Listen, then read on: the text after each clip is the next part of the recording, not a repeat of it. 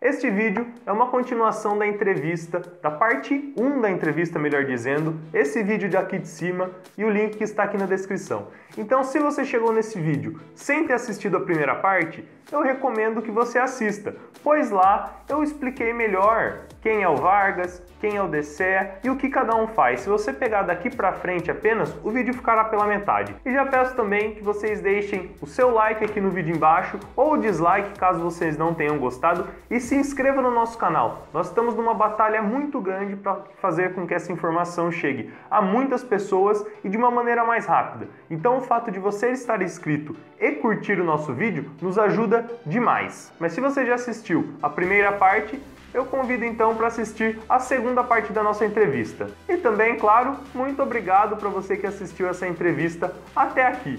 Vamos continuar. Quanto ao FPV, eu escutei muitas pessoas comentando que vocês queriam acabar com o FPV, que essas normas vieram para destruir tudo mesmo. O que você tem a falar sobre isso? Qual a consideração, qual o problema do FPV? Na verdade, o FPV não tem problema nenhum, se você for considerar o uso profissional, o uso adequado dele. Não tem problema algum. Inclusive, eu gostaria de voar muito de FPV. O que acontece na realidade é o seguinte, o FPV ele retira toda a capacidade, e eu vou repetir, ele retira toda a capacidade que o piloto tem de detectar e evitar. O FPV ele faz com que o piloto enxergue, entre aspas, o que a aeronave está enxergando, o que o equipamento da aeronave está enxergando. Tudo que acontece ao redor dessa aeronave, o piloto não tem condições de verificar. Por isso ele sai da situação de operação em veloz, ele vai para B-veloz, porque ele está além da linha divisada visual. É uma situação bastante perigosa quando você está voando em áreas onde aeronaves tripuladas já estejam voando. Por esse motivo, o FPV em áreas rurais ele é autorizado até a distância de hoje de 60 metros, de 40 metros de altura. Né? Por quê? Porque a partir de 60 metros de altura eu estou entrando na área da aviação de helicóptero. Ela pode descer até 60 metros de altura. Se eu autorizo o voo acima dessa altura, eu vou estar compartilhando o espaço aéreo, o que hoje em dia não é permitido em nenhum lugar do mundo. O uso de FPV, então, com grande velocidade, se é para ser feito, que ele seja feito obedecendo os parâmetros da zona rural, ou se quer se fazer um voo com FPV sem limite de velocidade, vá para dentro de uma área adequada para isso. Em zona urbana, o FPV não vai ser autorizado, principalmente por conta das aeronaves de segurança pública. Essas aeronaves de segurança pública, elas podem voar praticamente onde elas quiserem voar, cumprindo a responsabilidade por delas, e sendo de total responsabilidade delas as ações que elas estão desempenhando. Quando eu falo que uma aeronave de segurança pública pode voar até 50, 100 pés, autorizo uma aeronave, aeromodelo, voar até 50, 100 pés, dentro da mesma área, na verdade, o risco quem está causando é a aeronave de segurança pública para uma situação controlada. Se eu boto o FPV, eu termino com todo esse controle que inicialmente eu tenho. Então o FPV na área urbana não vai ser autorizado? Vai, desde que esteja utilizando o princípio da sombra. Para utilizar o princípio da sombra, não tem velocidade. Certo. Você falou agora sobre força de segurança pública, né? Eu já ouvi muitos comentários que um drone, seja da PM ou da Polícia Federal, caindo, machuca da mesma maneira que um drone particular. Qual é a diferença entre eles para liberar um voo uma força de segurança pública e não liberar um voo particular? A diferença entre eles é exatamente o que abre a diferença das aeronaves tripuladas. Um helicóptero da Globo, ele não é autorizado a fazer o que o helicóptero da polícia faz. Por quê? O seguro que a Globo teria que pagar para esse tipo de coisa é uma fortuna gigantesca. Para o Estado, esse seguro não é necessário. Por quê? Porque o Estado assume a responsabilidade de ressarcimento à família. As famílias e as perdas, os danos causados. Então, é por isso que uma RPA para a segurança pública, ela vai poder realizar algumas atividades que uma RPA comum não vai poder. Por quê? Porque a RPA comum não tem este seguro necessário para isso. Não tem essa capacidade que é prevista no Código Brasileiro de Aeronáutica, de reparar os danos causados pela ação indevida ou autorizada, mas por algum motivo fora do controle, de uma RPA, de uma aeronave em geral, né? Um outro tópico que eu vi foi falando sobre o Night Fly, que os voos seriam permitidos entre o nascer e o pôr do sol. Isso ainda existe? Como que fica a questão do Night Fly? Na verdade, não existe. Na primeira versão a gente tinha colocado, né? Foi feita uma reunião no dia 26 de junho nas dependências do DCEA, com a participação de integrantes da ABM, Associação Brasileira de Multirotores, e também da Configuração Brasileira de Aeromodelismo, a COBRA. Fruto dessa reunião, nós tiramos a restrição para voo noturno, que era uma restrição que nós estávamos fazendo para as áreas, para fora das áreas não adequadas. Então, fruto dessa reunião, os voos noturnos eles poderão ser realizados, desde que o piloto declare que tenha conhecimento da legislação em termos de luzes de aeronave, em termos de necessidade de estar visual com a aeronave. Ele declarando que ele tem condições de cumprir isso tudo, ele vai poder voar em qualquer horário do dia. Falando um pouco sobre a ABM Cobra, outro questionamento muito grande que eu vejo é se existe a necessidade de voar em pista homologada e acabam misturando um pouco as coisas. Por que a ABM e a Cobra não são citadas no caso dessa regulamentação?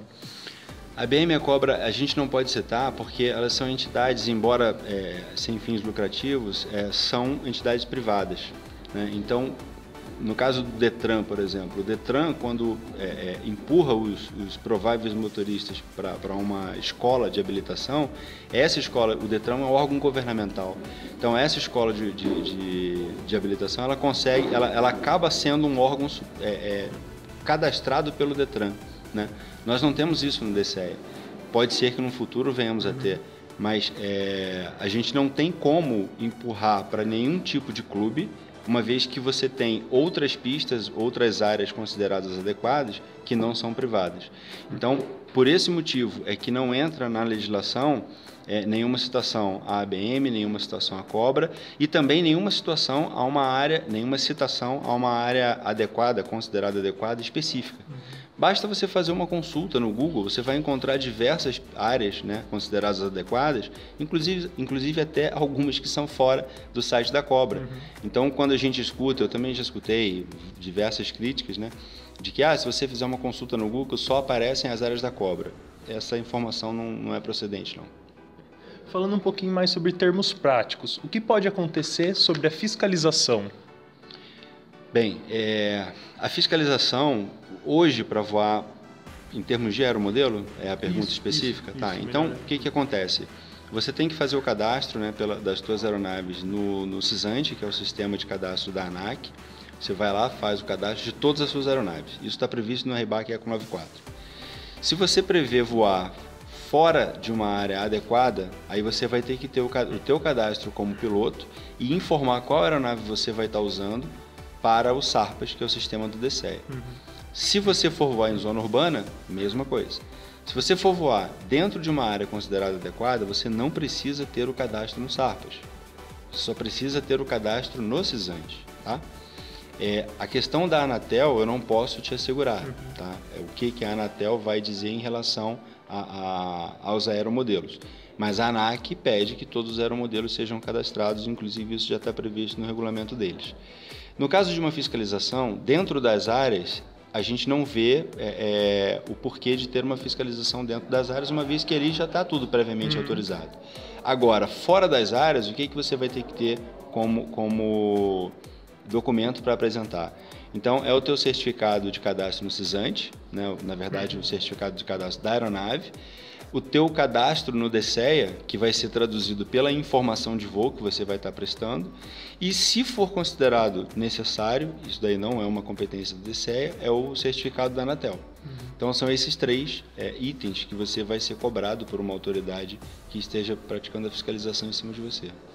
No caso de um menor de idade, como fica a responsabilidade sobre a aeronave? O regulamento emitido pela ANAC, que é quem, por força de lei, né, verifica a competência das aeronaves, a aptidão das aeronaves e dos pilotos, né, chamados homens do ar, ele deixa claro nesse regulamento que os aeromodelistas não têm limite de idade para serem para operarem como pilotos de aeromodelos. Entretanto, no próprio CISANT, para que você se coloque como responsável por uma aeronave, você tem que ter mais de 18 anos. Então, lá no CISANT, se você for menor de idade, vai ter que ter um responsável legal que vai fazer aquilo ali, que vai fazer aquele cadastro. E no SARPAS a mesma coisa. Você não vai conseguir fazer um registro de piloto se você tiver menos de 18 anos. Não adianta também mentir a idade, porque é feita uma comparação entre o documento que você manda, que tem que ter a sua data de nascimento, e a data de nascimento que você está informando. Vários já tentaram fazer isso, mas não funciona. Quando você faz isso daí, se você for menor de idade, quem cadastrou para você lá no CISANT tem que se cadastrar no SARPAS. E essa pessoa tem que estar do seu lado na hora da operação, porque a responsabilidade é dela. Você falou sobre cadastro, cruzamento de dados. Outro questionamento muito comum é com relação à Receita Federal. Não sei o que tantas pessoas têm medo. Qual é o cruzamento de dados que há entre o DCEA, a ANAC e a Receita Federal? Na verdade, é o seguinte, o cruzamento de dados com a Receita Federal é feito pela ANAC, única e exclusivamente pelo seguinte: se você manda um documento seu para a ANAC e faz o seu cadastro, você está comprovando que é você que está fazendo aquilo ali. Quando você faz isso com a ANAC, mas você não precisa mandar um documento, ele comprova essas informações na base de dados da Receita. Então você coloca a tua data de nascimento e o teu CPF. E o teu nome já aparece automaticamente. O que você está fazendo? Você está dizendo que aquela pessoa é você. Você está assumindo a responsabilidade por aquela informação que você está prestando. Não há nenhuma previsão, então o DCEA não faz nenhuma consulta à base da Receita Federal. A gente só precisa saber quem é que está se responsabilizando por aquela aeronave. Só isso. Só isso. Certo. Minhas perguntas acabaram. Queria saber se você tem mais alguma consideração a fazer, alguma coisa que eu não te perguntei, e deixo o espaço aberto para você falar com todo mundo. Na realidade, a gente, desde o primeiro regulamento que foi emitido, da primeira circular, né, que foi emitida, a gente tem a ideia de ouvir todas as contribuições que a gente recebe são analisadas, são levadas em consideração e elas são respondidas uma a uma, né? E por que isso? Pela atenção que o DCEA tem com os usuários, né? Então, a gente recebe, analisa, muda se for necessário, tanto é que a segunda versão a gente já fez diversas mudanças e o nível de reclamações, a quantidade de reclamações diminuiu de forma absurda, né? E quando a gente responde algumas solicitações, algumas considerações, a gente às vezes recebe como tréplicas, né, o seguinte: eu não tinha a mínima ideia disso.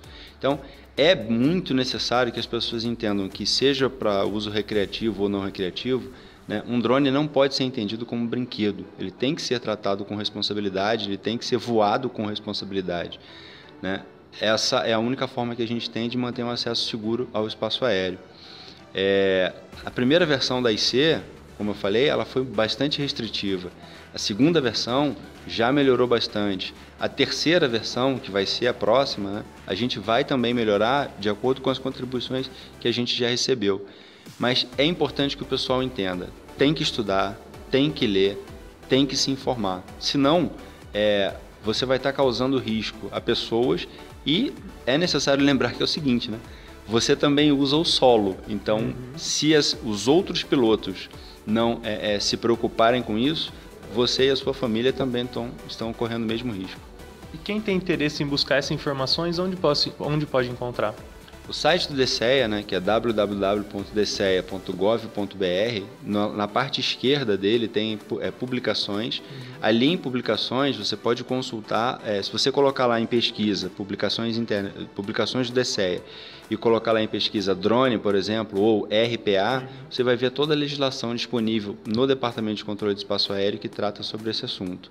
E se você colocar no Google também a pesquisa RPA, Sistema de Aeronaves Remotamente Pilotadas, vão aparecer todos os links direcionando para a página de publicações do DCEA. Certo. Então, muito obrigado pela entrevista, Vargas.